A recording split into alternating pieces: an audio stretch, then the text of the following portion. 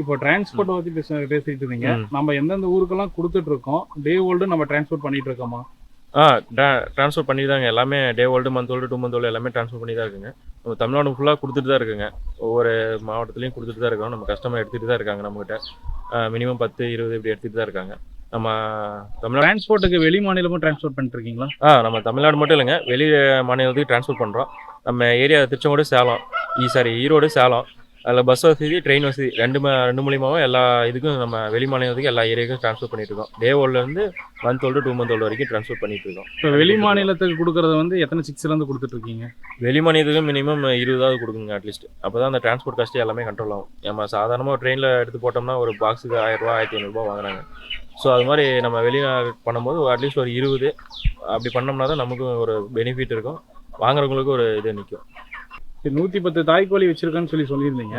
இது முட்டையெல்லாம் ஒரு நாளைக்கு நமக்கு எவ்வளோ கிடைக்கும்? அந்த முட்டையை எடுத்து நீங்கள் எந்த மாதிரி என்ன அடை வைக்கிறதெல்லாம் எப்படி தாய்க்கோழியிலே வைக்கிறீங்களா? அதை இன்குபேட்டரில் இல்லை பண்ணிக்கலாம். நம்மளது 110 தாய்க்கோழி இருக்கும்போது நம்ம பேரண்ட்டில் வந்து வைக்க முடியாதுங்க.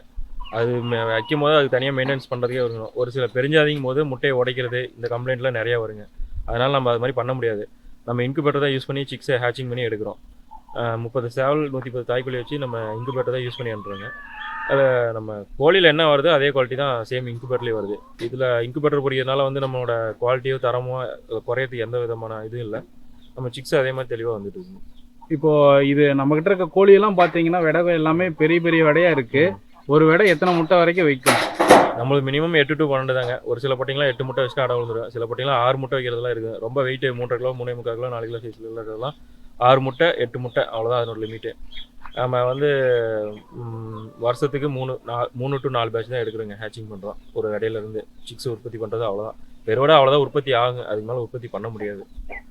அதுக்கு மேலே உற்பத்தி பண்ணால் நம்மளோட தரம் எல்லாமே குறையும். பெட்டையும் சீக்கிரம் போயிடும். நம்ம அதுக்கு மேலே உற்பத்தி பண்ண முடியாது. இப்போ குவாலிட்டியாக வராது. இப்போ என்னன்னு பார்த்தீங்கன்னா, இப்போ உங்களுக்கு ஒரு டைம் இப்போ முட்டை வச்சிருச்சுன்னா, அடுத்து வந்து முட்டை வைக்கிறதுக்கு எவ்வளோ நாள் ரெஸ்ட் விடுவீங்க? 60 நாள் ஆயிருங்க. 2 மாதம் கேரண்டி ஆயிரும். பெருவிட அது மேக்ஸிமம் அது அப்படி தான். அது நம்ம சிக்ஸு நம்ம என்ன தான் பண்ணாலும் அது வந்து அடையில தான் இருக்கும்.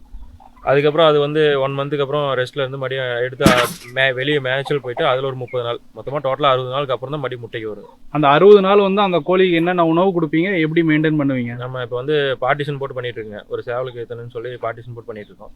அடை விழுந்ததுக்கப்புறம் நம்ம அதை எந்த டிஸ்டர்ப் பண்ண மாட்டோம். ஒரு 30 நாள் அது அப்படியே இருக்கும். அடையிலே தான் இருக்கும். அதுக்கப்புறம் நம்ம அந்த பார்ட்டிஷன்லேருந்து வெளியே எடுத்து விட்டுட்டோம்னா நம்ம மேய்ச்சல் நிலம் இருக்குது. அதில் எடுத்து விட்டுட்டோமா அப்படின்னா அது வந்து போய் ஒரு 1 மந்த் அப்படியே குப்பை குழி அது மாதிரி எருவெல்லாம் வெளியே மேய்ஞ்சிட்டு பச்சையெல்லாம் மேய்ஞ்சிட்டு பெட்டை மடி அந்த முட்டைக்கு விடுற பருவத்துக்கு வந்தோடனே கேவ ஆரம்பிக்கும். நல்லா பொட்டை வெயிட் ஆகியும் மடி கேவ ஆரம்பிக்கும். அந்த டைமில் மடியை தூக்கி அதே சேம் பார்ட்டிஷன் வந்து அந்த சேவலை போட்டு முட்டை அடிக்கி நம்ம சேல்ஸ் பண்ணிட்டு இருக்கோம்.